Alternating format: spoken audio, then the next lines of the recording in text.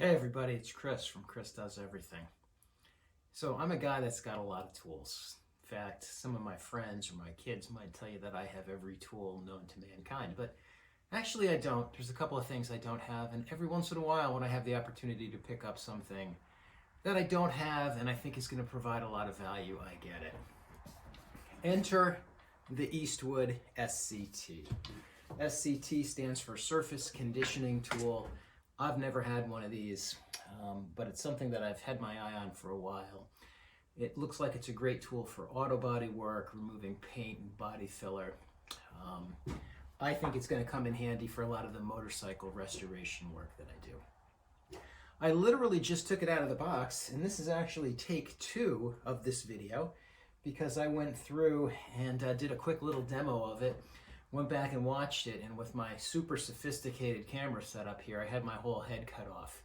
I'm not a big fan of those headless videos, so I figured I would do take 2.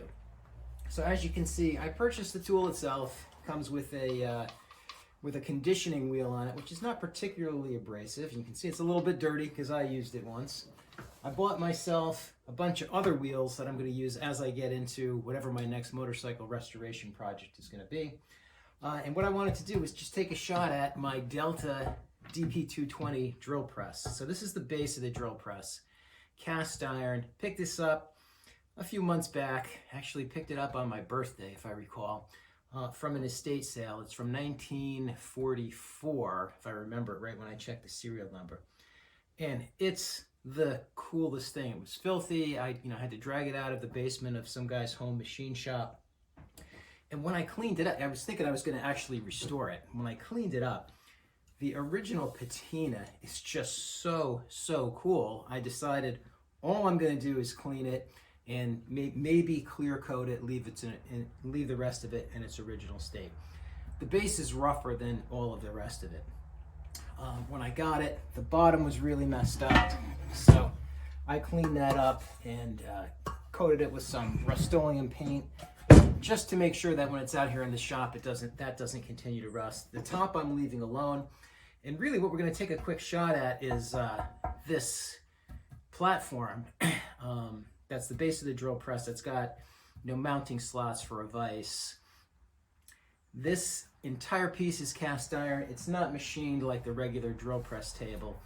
And this, I believe, was originally painted. It was a little bit corroded and it's a little bit pitted, but I want to make it look nice. So I hit it with a wire wheel first. I went over it with a flat brush. The surface is now nice, but it's got some scratches in it. And when it's in this state, it's pretty hard to get it any better unless you sand it by hand for a really long time.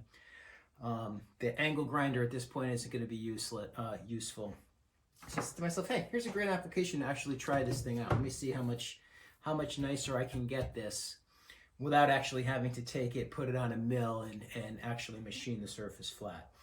So I took a quick shot at it. I'm going to take another quick shot and just show you guys. I'll put on my safety glasses and some gloves. Let's see this. So in order to start, we should really plug it in. And I'm going to just go back and forth on the top part over here because I kind of fooled around in the middle and the bottom already. And if you take a look again, I apologize, but this thing is a little bit awkward. Not that heavy, but it's hard to grip. Hopefully you can see here's some of the scratches from cleaning it up with the angle grinder. This disc, again, not particularly abrasive, but I just want to see what it'll do. And then later on, probably hit it with this 320 and then polish it up a little bit by hand with 400 grit. So I'm going to make sure my sleeves are out of the way. Throw on some safety glasses. Normally, I would be doing this outside, but I only have a couple of minutes here. It's Saturday morning, and I wanted to take a shot at it. So let's turn this thing on and see what it does. Interesting, cool feature. First, sizable tool, right? It has a kind of slow ramp up, so when you pull the trigger, it doesn't start immediately, which is nice. And then it ramps itself up so you don't get like all that torque spin. I've got it on setting number 4 out of 6, so let's just take a quick shot and see what happens here.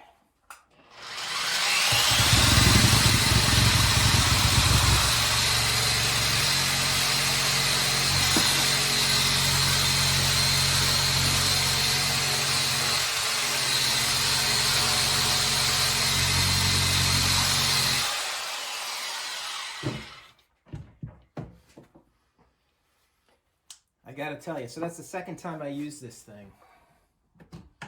I'm unplugging it since it's new and I'm not familiar with it. And I don't want to be fondling the wheel here with it plugged in. This is not particularly abrasive.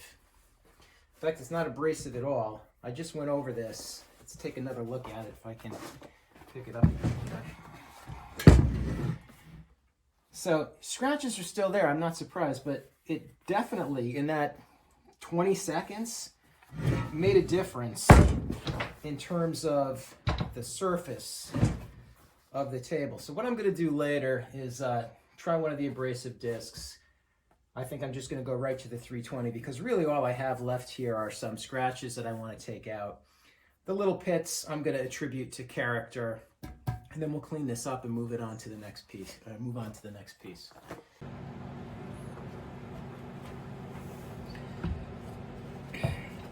So a couple of quick notes. I've gone through and tried some of the different finishing drums, and the difference is pretty amazing. I'll take a shot and show you. Again, the deeper scratches and gouges, I don't expect any of these to get out. I just wanted to clean it up a little bit, and they've done the job.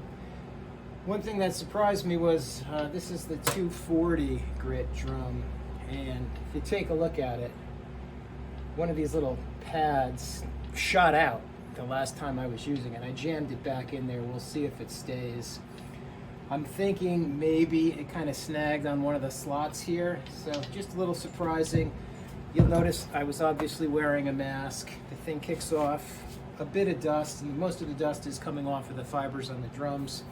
A little bit of, I'm sure, metallic fragments in the air too. You can tell my drink here is, I should probably have it shut.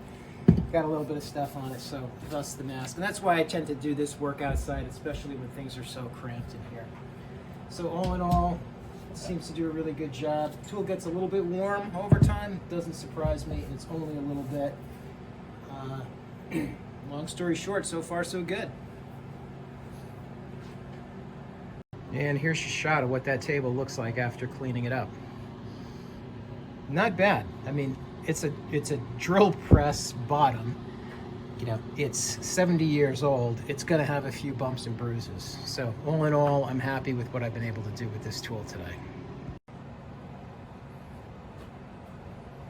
Hey, good morning, everybody. It's Chris from Chris Does Everything. It does. Never used it. Haven't even turned it on yet. Keep my fingers away, and let's see what happens here. Supposedly it's got a slow start, so you pull the trigger and it builds up RPM slowly. I've got it set in the middle on 4 out of 6. All right, that's pretty cool. Let's just go back and forth here for a second and see what happens. But just from that, what, maybe 40 seconds worth of effort, if I tilt this up so we can see it, Jesus, this thing's heavy. Not that heavy, but can't grip it. Here's a little area that I just kind of went over. This is what it looked like when I started. I'm guessing that if I put on that 320 wheel and go over this, it's going to look brand new. So, I can't call this a review. I actually just got this thing. It seems like it's a very well-made tool, and I think I'm going to find a lot of use for it in the future. So, if you're thinking about one of these, I'm guessing it's going to have a lot of applications beyond just removing paint. And as I get into this, I'll probably post more videos. So that's it for today, everybody. Thank you, and stay safe.